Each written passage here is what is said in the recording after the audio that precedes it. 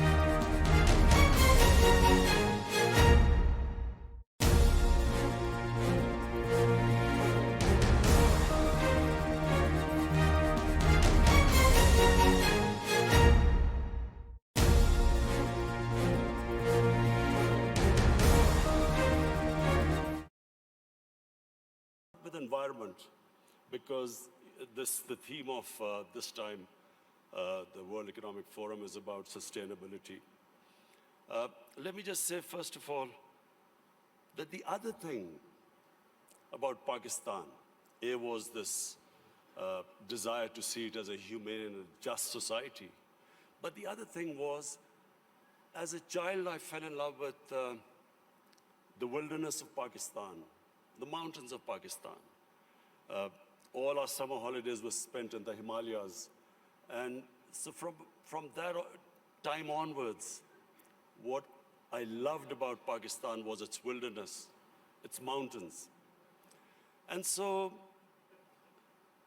as with age I saw these mountains, this wilderness disappearing, and especially the way we destroyed our forest cover, I always resolved the second thing, that if I ever got the opportunity, I would make sure that we preserve this God-given beauty of our country. And we start a reforestation campaign. So in 2013, my party won an election in one of the provinces, which was the former Northwestern Western province called Pakhtunkhwa. And that's when we started one of the most ambitious campaigns to plant 1 billion trees in 4 years. And against all odds, we did it. No one expected it to happen, but we involved the local communities. We first made them understand how important trees were for the future. We made the people understand that Pakistan was very vulnerable to climate change.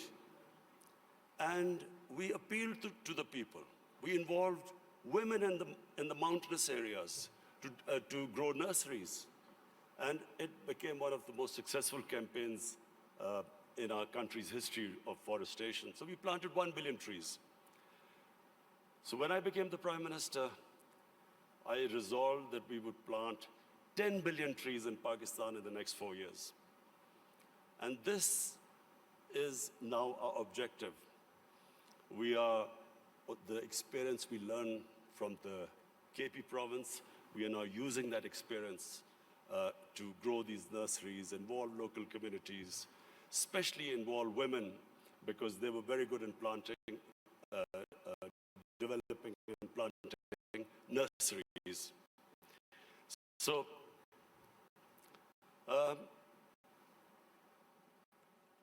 why is it important for us to grow trees? For two reasons. One, as I mentioned, that Pakistan is vulnerable to global warming. Secondly, in our cities, pollution has become a silent killer. So, unfortunately, there was no plan before, and our cities got very polluted, specifically Lahore, which had the pollution levels like Delhi in India rose high because for some reason our planners removed 70% of the tree cover of Lahore in the last 10 years. Apart from the environmental aspect now, the third thing I realized, that you cannot make your economy grow unless and until there is peace and stability. Pakistan in the 80s became part of what was the Afghan Jihad. Pakistan became allied with the US to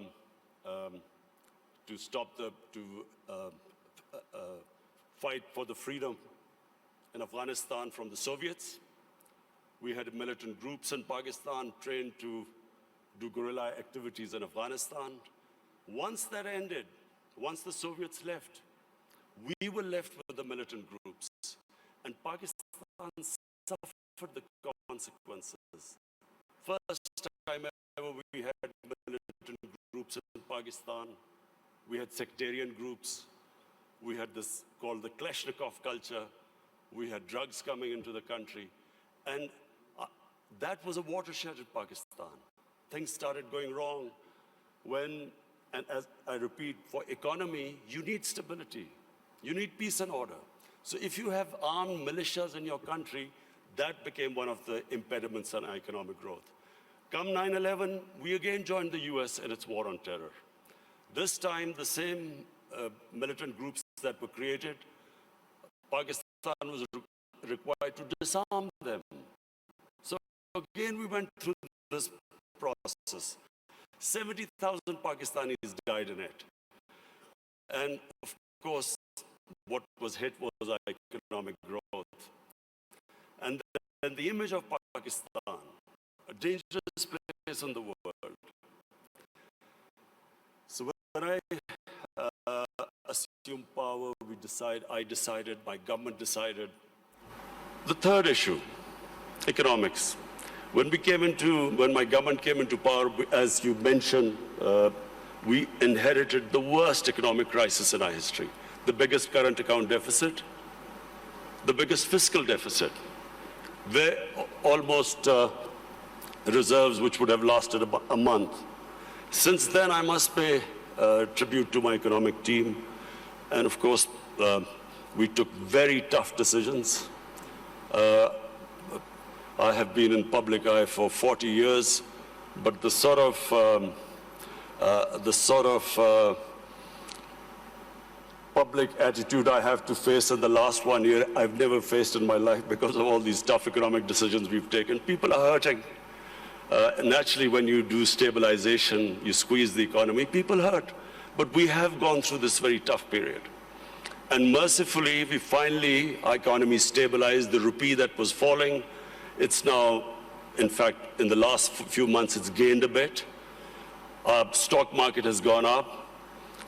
Investment in Pakistan year to year has gone up by 200%. So things are we are in the right direction, although I have to say we still have a lot of hard work to do. This year now, we are looking towards economic growth. The idea is now so that we provide employment, bring in investment in Pakistan, create the conditions. And I'm happy to say that in 1 year, according to the World Bank, that index of ease of doing business, Pakistan went up 28 points in the ease of doing business. We were in the top 10 countries which made the biggest improvement. What are the advantages of Pakistan? Number one is our population. We are 210 million people. 60% of Pakistanis are below the age of 30. This is the real strength of Pakistan. Unfortunately, we have neglected this young population because we did not concentrate on skill development, equipping them to employ themselves, become entrepreneurs, provide people to the young people to the industry. But now we have started a program of skill development. We have partnered World Economic Forum in this, this program of Skill Gap, and we have laid a huge amount of money for startups, young people, encouraging them to start their own businesses. This is the first time we've done apprenticeship. We are encouraging industries now to employ young people. So this is really a big source. This is a big resource which will, we hope, one day lift Pakistan. The other advantages Pakistan have, number one, is our mineral wealth. Sadly, untapped. Pakistan is sitting on one of the most precious gold and copper reserves. Unfortunately, we've had a few issues, so these reserves have remained untapped, but we have enough reserves that we can pay off all our foreign debt. We also have one of the largest gold reserves. We have rare earth minerals. We have unexplored gas reserves. So the whole government attention now is to develop these resources. We also have very fertile agricultural land. Unfortunately, the practices which we have done, we have not really explored this potential. Our productivity is one of the lowest. So for that, we have got help from China. China has been in the CPEC, what is this, the Pakistan-China economic corridor. We have in that got China to help us in developing the productivity of agriculture sector. And this is, I think, one area where Pakistan can make strides very quickly, because we do have fertile land. Unfortunately, as I said, our productivity is very low. And finally, my vision of Pakistan stems from its strategic location. Pakistan is strategically placed, probably one of the most fortunate positions in the world. On the one side is China, one of the fastest growing markets, and of course, closely allied to Pakistan. Then we have energy reserves in Central Asia. And the moment there's peace in Afghanistan, we then have access to all the markets in Central Asia. Then we have Iran, and hopefully, if things settle down, Iran also, the more we trade with Iran, both countries will benefit. The biggest neighbor, second biggest neighbor is India. Unfortunately and sadly, the situation between India and Pakistan is not what it should have been. There are various reasons, and I won't go into it right now. This is not the right forum. But the moment Pakistan and Indian relationship becomes normal, trade starts between the two countries, then one can imagine the location, the strategic location of Pakistan with China on one side, India on one side, and then countries with excess energy on the western side. I am someone who believes that in Pakistan, the moment we get our governance right, that is the real issue. Sadly, our governance, in the past 30 years, the way our governance deteriorated, that was one of the biggest reasons that we have not been able to fulfill our potential as a country. The country has tremendous resources, young population, strategic located, all now from now on, my government's biggest challenge now is how we can improve our state institutions, so we can improve our governance, so we can tap our potential. Thank you.